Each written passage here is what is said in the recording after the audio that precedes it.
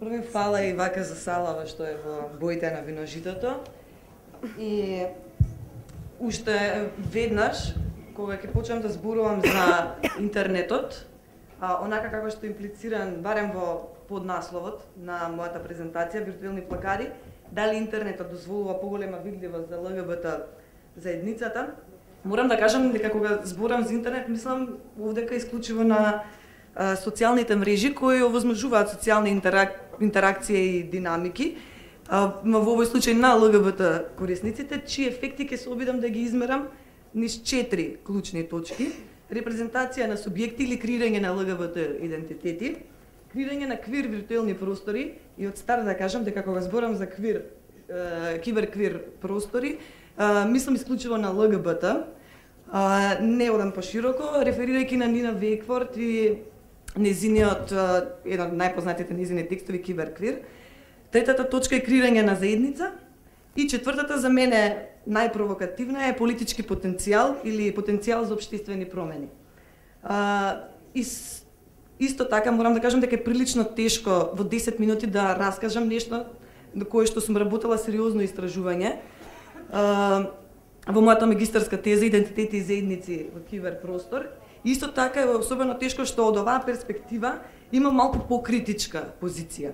Во времето, или барем поскептична, во времето кога ја работев тезата, бев навистина фасцинирана од киберфеминизмот, но и од киберпросторот како топос кој што е ослободен од физичкото присуство и силно натопен во таа идеја за анонимност, безтелесност и безбедност. Од оваа перспектива викам дека имам, ако ништо друго, барем скепса во однос на нетутопизмот, кој што ќе се обидам да ја елаборирам. И при тоа не сакам да ви досадувам со некои општи места, дали интернетот овозможува видливост на ЛГБТ заедницата. Да, исто како што овозможува видливост и на хомофобите.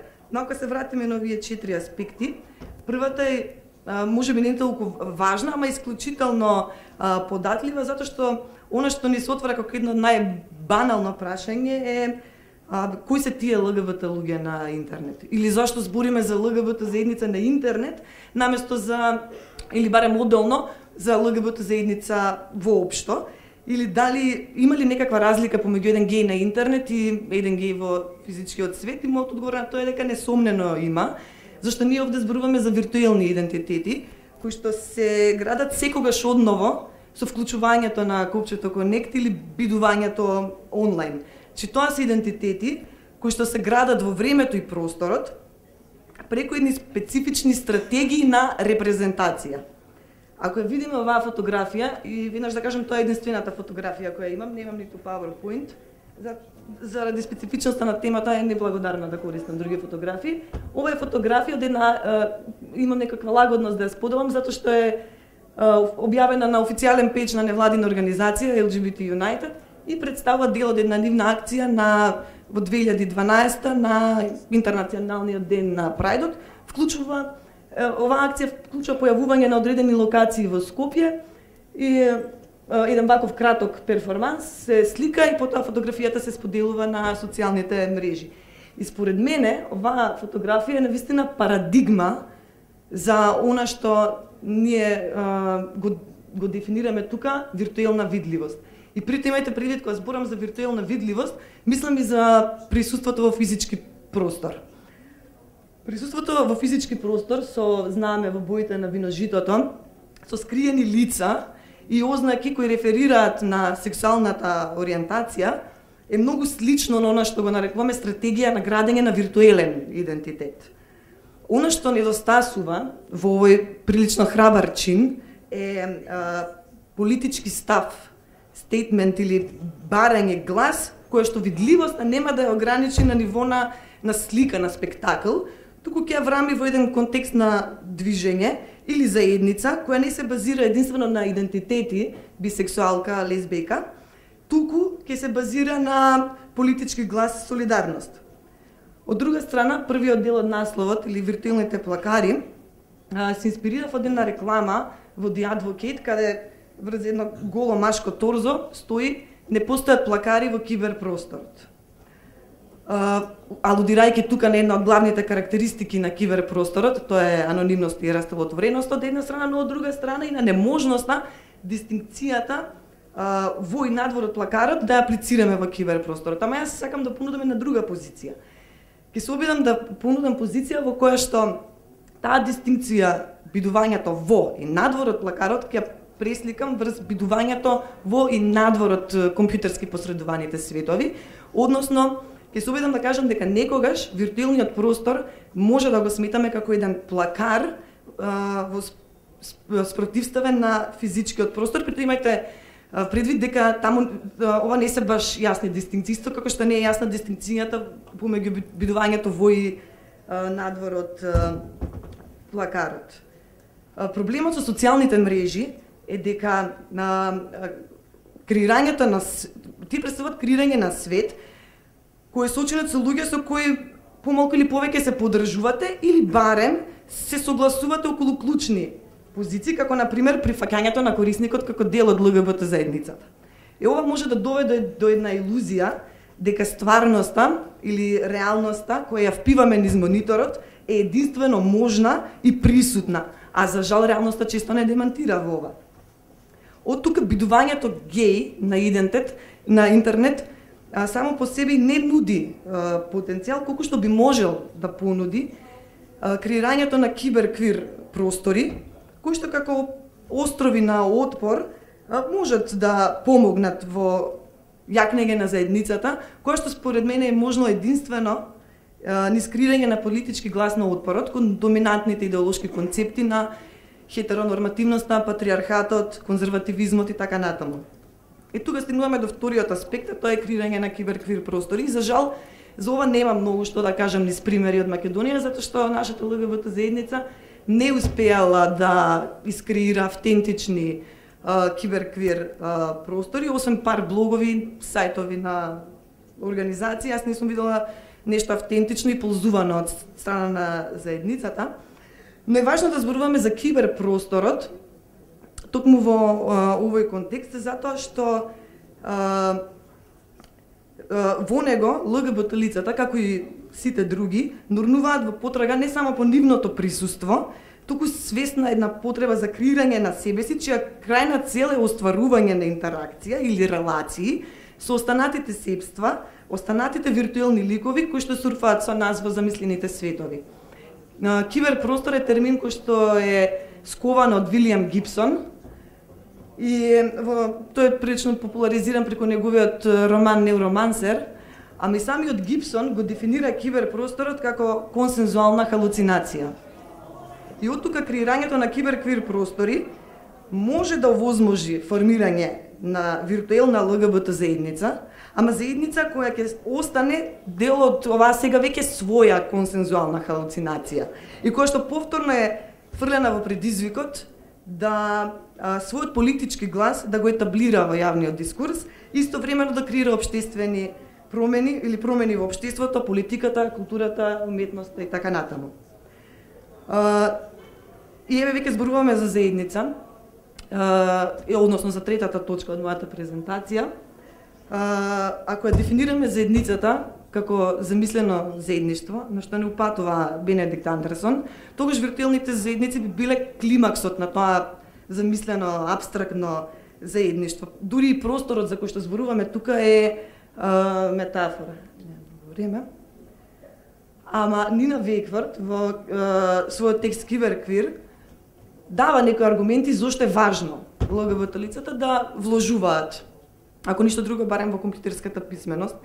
При тоа, она што е многу важно е дека таа не ги прескокнува аспектите на пристапот и вели дека компјутерски посредуваните светови не би требало да ги сватиме како репрезенти на разнообразната популација на која тие сепак реферираат. Имајте предвид дека кога зборуваме за ЛГБТ заедница на интернет, ние не зборуваме за ЛГБТ заедницата воопшто. И таа ја лоцира важноста од културниот и политички влог во киберпросторите, особено од страна на ЛГБТ луѓето, во растечкото и позитивно настроено внимание, насочено кон новите информатички и комуникацијски технологии, а во однос на јавните политики или економскиот просперитет. И тука доаѓаме до четвртата точка, е колку виртуелноста овозможува политички потенцијал или потенцијал за општествени промени. Она што можам да го кажам е дека мрежата за жал не успеа да произведе некакви фрапантни примери на субверзија. Напротив, дури во однос на креирањето на ЛГБТ идентитети и заедници, стратегиите се прилично препознатливи и здодевни. Од знамења во боите на виножитото, ламентирање од типот љубов е љубов, дебати за брак и посвојување деца, величење на моногамијата наспроти промискуитетот, и во таа смисла, дури ниту како пракса, не успеа да создаде некакви автентични точки на отпор или барем субверзија.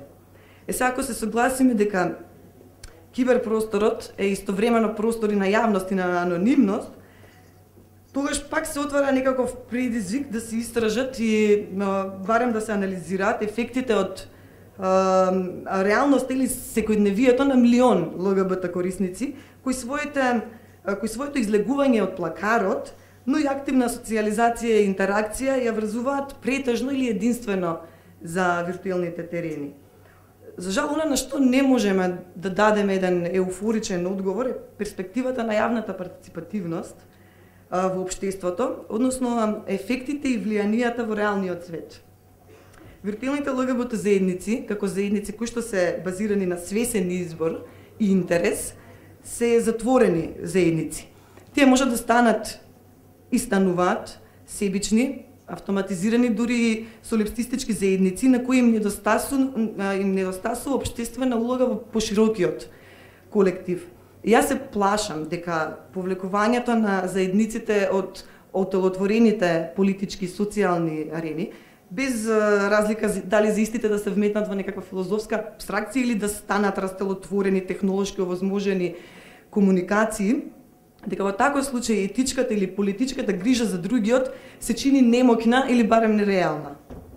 И да не испаднам јас овде адвокатот на ѓаволот, кој што нуди нешто многу радикално критичка позиција, само ќе кажам дека она што е важно е да се обидеме да го олабавиме интернетот од неговите стари наративи на универзалност и револуционерност и да се обидеме преку овие нови форми на заедништва, кои што ги практикуваме сите заедно, бидувајќи свесно или несвесно дел од виртуелни заедници, колку и да се обидуваме да го негираме тоа, да ги спротиставиме овие нови форми на заедништво, да ги искористиме како една стратегија на отпор кон традиционалните форми на заедништво, кои се базирани на крв, гени, сродство, споделено минато и така натаму.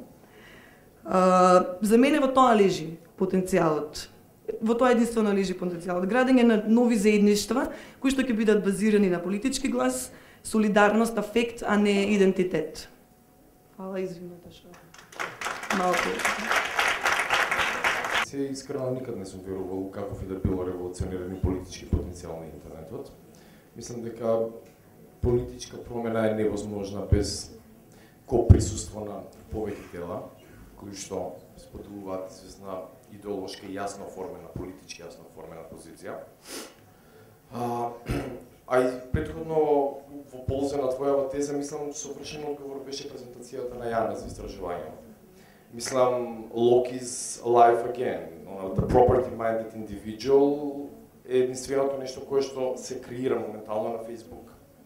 Значи, еден затворен нарцисоиден круг кој што претендира само на каква и да било социализација, а крајниот ефект е себе огледување и не знам, себе бендисување. Во крајна линија, најпарадоксално и најпреверзно мислам во целата оваа логика е дека некако ме потсетува ова на критика што скоро пред еден век ја има дадена од Дорно и Окхаймер за како функционираат културните индустрии, али он има уште еден поинтересен пример, тоа е со како функционира хороскопот и астрологијата.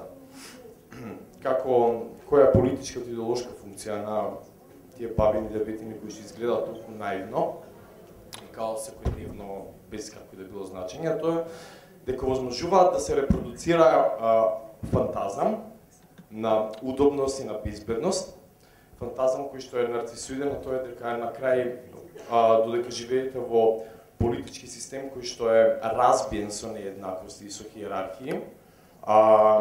Овие стратегии и овие домени ви овозможуваат да се чувствувате удобно на фантазматско ниво, тоа е дека ќе бидете препознаени, легитимирани, ќе добиете наградувачки одговор од другиот кој што чита све што ќе напишете. Во таа смисла или кога ќе советува хороскопот земи и исчисти нешто или денес посети го денот на не знам уредување на дворот, мислам мајес. Во таа перспектива мислам дека се и тука ќе завршам. Клучна беше првата поента што ја отворите. А тоа е каков стейтмент има ова. Ја мислам дека нема никаков стейтмент. Поради тоа што прво мислам радикално политички, сега не негирам дека има социјален и психолошки ефекти, како е битен. Од социјално ниво е битен поради тоа што има возможува на оваа заедница да преживее некако во апсолутно хомофобична средина. Ама од друга страна мислам дека само возможува да се перпетуира на фантазматско, одржувајќи го овој фантазам и оваа сентименталност за припаѓање на некаква заедница, возможува да се перпетуира политичката нееднаквост. Поради тоа што оно што го тврдиме на крај само идентитет, whatever it means, тоа е како да тврдите да креирате група, Facebook група на жени кои што ќе седат и ќе плачат по цел ден. Знаеш, Лорен Перлан пишува за тоа да female complaint. Веќе има. Да, на сентименталност, да. Значи, кој е политичкиот ефект на тоа? Никаков. Јас не можам да го видам тука политичкиот ефект. Кој е ефектот на таа сентименталност кој што единствениот ефект на кој што го креира е споделување на чувство за заедништво. Освен психолошката удобност која што ја креира, што е битен фактор, точно меѓутоа збориме за политички потенцијал моментално, не збориме за психолошките афекти. Мислам, истражувањето на Јана е хаос, човече, што го покажа. До каде сме стигнати? Во што се претвори Фејсбукот?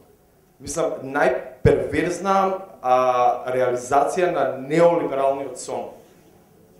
Индивидуа кој и што ќе се чудиме, ќе зачитуваме податоци, па ова само деконструира што значи тој податок и тој идентитет. Тој покажува дека самиот идентитет кој што таму се презентира е веќе комодитет. Да.